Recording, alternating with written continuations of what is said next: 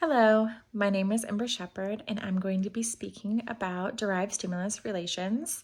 I felt that this was the topic in the task list section B, where I was the least familiar with and the least trained on the specific definition.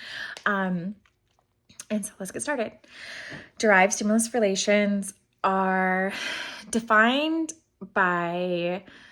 as accurately responding to untrained stimuli or non-reinforced stimuli. So this kind of goes in hand with generalization, but may occur kind of outside of too many conditioned reinforcing situations of learning on a specific stimuli or class of stimuli. So essentially, it discusses or it points out the fact that humans have the ability to apply their learnings and derive their own correct responses to other stimuli or materials. So think of, for example, when you are learning about a new topic and you're looking at your test and you realize that you missed a definition or a glossary word, and you're able to kind of, with some context clues and what you've previously gathered, even though you miss this specific definition and term, you are able to correctly derive that concept just with your own unreinforced rapport. So one thing in ABA that is really kind of discussed is automatically reinforced behavior. And we kind of think of that as behaviors that are unexplained.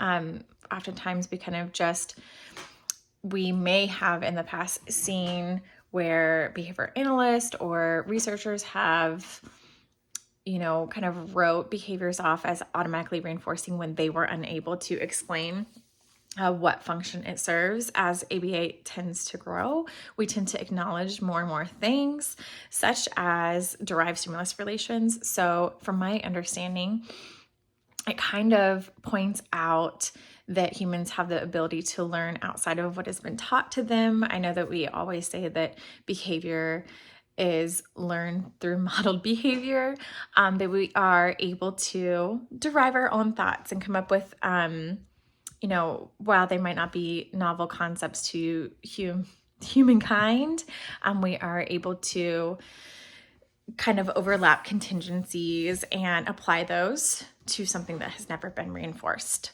I really like Alan Watts as a philosopher, and this makes me think of a quote that I keep coming across recently, although I've really liked him and have listened to him for the last 10 years. But it keeps bringing me back to this quote that he says, and it says, "We seldom realize, for example, that our most private thoughts and emotions are not actually our own, for we think in terms of languages and images that we did not invent, but which we were given to use by our society." And that kind of basically points out that we are conditioned to think in terms and images that we are taught and conditioned, and that kind of is the way that we think in applied behavioral analysis. But I liked the topic of derived stimulus kind of pointing out that there is more to be learned about how humans can learn and apply, a novel relation that's never been reinforced. And kind of all of the articles that I looked at kind of pointed out that there are some areas of research that are lacking, and maybe looking at how this occurs is one of those. And so, yeah, I really liked, they kind of there's many examples out there about derived stimulus and stimulus relations. But this is the one that kind of caught my interest, was just the Stroop task, where there's distractor words and kind of conflicting colors where a word, a color label was printed on the incorrect color card, and it kind of just talks about accuracy of learning in that and response latency and goes over the data analysis for that.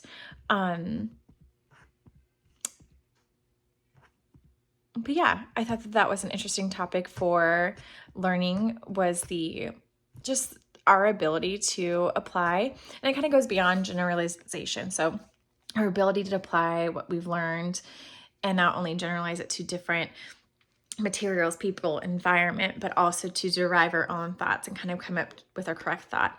Something I find interesting in my practice is that, the splintered skills that kids demonstrate is that, I have clients who are able to not do some basic echoics and then have, repeated phrases, delayed echolalia or scripting, that seems to be above their skill set when they're unable to maybe imitate basic o, vowel sounds. So yeah, that's what I've learned, and thank you for listening.